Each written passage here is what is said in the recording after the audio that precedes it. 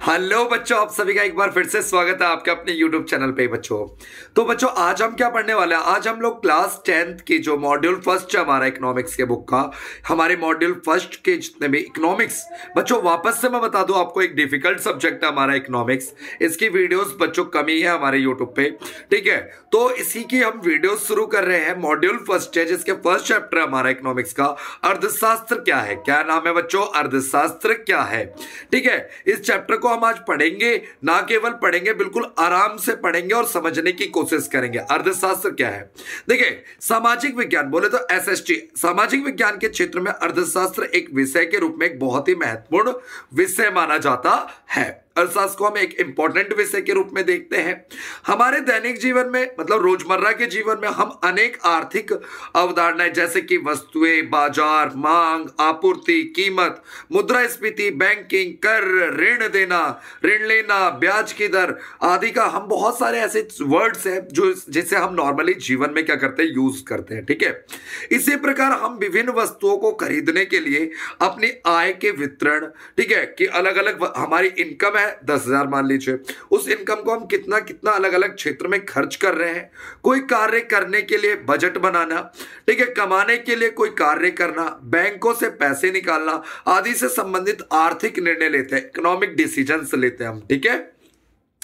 हम अपने समाज अथवा देश, विदेश तथा विश्व की आर्थिक स्थिति पर भी ध्यान रखते हैं और उनकी क्या करते हैं, हम सूचना प्राप्त करते हैं। तो ये सब क्या है? ये सब अर्थशास्त्र से रिलेटेड है। हमारा इस चैप्टर को पढ़ने का उद्देश्य क्या है? हम इस चैप्टर में सबसे पहले अर्थशास्त्र क्या है वो जानेंगे, अर्थशास्त्र के महत्वपूर्ण शाखाओं को देखेंगे। जैसे अर्थशास्त्र की 2 शाखाएं होती है, समष्टि अर्थशास्त्र और व्यष्टि अर्थशास्त्र। फिर उसके बाद हम वास्तविक अर्थशास्त्र और आदर्शात्मक अर्थशास्त्र के बीच में अंतर को भी पढ़ेंगे। तो बच्चों, वीडियो को शुरू करने से पहले मैं आपको एक इंपॉर्टेंट चीज बता दूं। अगर आप हमारे साथ पर्सनल क्लासेस में जुड़ना चाहते हैं, ऑनलाइन हमारी क्लासेस चलती है जिसकी वीडियो और पीडीएफ आपको मिलती है। एक सब्जेक्ट के लिए हम ओनली सिर्फ लेते हैं बाबू 300 रुपए लेते हैं बच्चों, चार्ज करते हैं। 300 रुपए में हम पूरे एक सब्जेक्ट के एग्जाम जब तक ना हो जाए तब तक तैयारी करवाते हैं।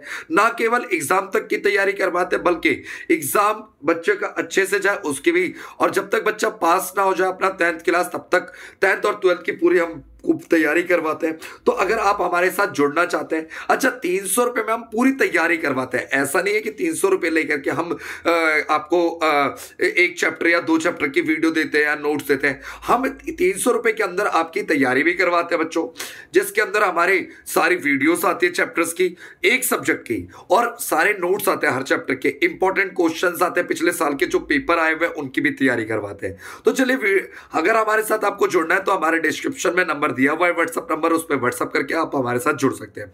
चलिए, ज्यादा देर नहीं करते, वीडियो को शुरू करते हैं। अपना चैप्टर नंबर फर्स्ट पढ़ रहे हैं हम लोग इकोनॉमिक्स के 10th क्लास का। पहला पॉइंट हेडिंग क्या हमारा, अर्थशास्त्र का अर्थ क्या है।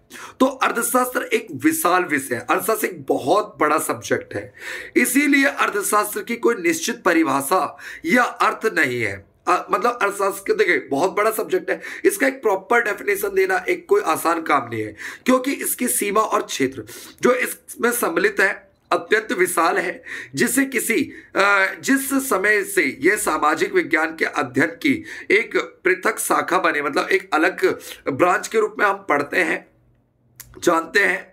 विभिन्न विद्वानों तथा लेखकों ने इसका अर्थ तथा उद्देश्य बताने का प्रयत्न किया है। यह ध्यान देना चाहिए कि समय तथा सभ्यता के विकास के साथ अर्थशास्त्र की परिभाषा में भी रूपांतरण आया है। जैसे जैसे समय आगे बढ़ा, अर्थशास्त्र की परिभाषा व अर्थ में भी चेंजेस आए हैं।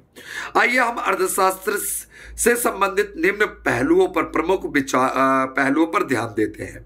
देखिए बच्चों, 18वीं शताब्दी में तथा 19वीं शताब्दी के आरंभ में अनेक विद्वान तथा लेखकों का मत अर्थशास्त्र का संबंध किससे था, धन से। मतलब 18वीं शताब्दी के दौरान जो कुछ विद्वान थे उनका कहना था अर्थशास्त्र क्या है, धन का विज्ञान है, जिसमें धन का अध्ययन करते हैं। इन विद्वानों को क्लासिक अर्थशास्त्री कहते हैं।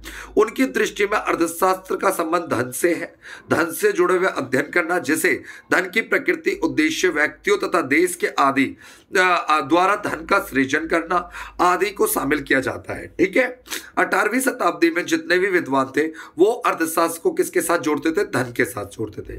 धन की परिभाषा की समस्या की ये उन लोगों के बारे में बात नहीं करती जिनके पास धन नहीं होता। देखिए, जो धन की डेफिनेशन ऊपर हमने पॉइंट नंबर फर्स्ट में पढ़ा, उसकी एक सीमा थी कि भाई जो इसमें गरीब लोग हैं उनकी बातें नहीं करता था। तो इसकी 19वीं शताब्दी के शुरुआत में इसकी जो डेफिनेशन थी वो धन से हट करके अर्थशास्त्र का संबंध किससे हो गया? समाज कल्याण से।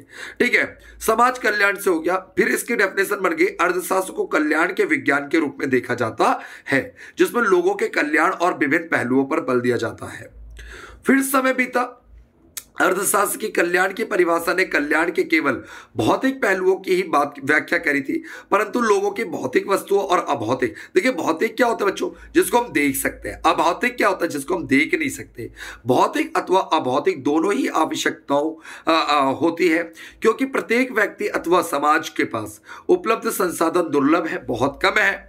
लोग अपने लक्ष्यों को इन संसाधनों के वैकल्पिक प्रयोग में लाते हैं, जो वे देखिए, मान लीजिए कि मेरे पास पैसा है, मेरे पास 10,000 रुपए है।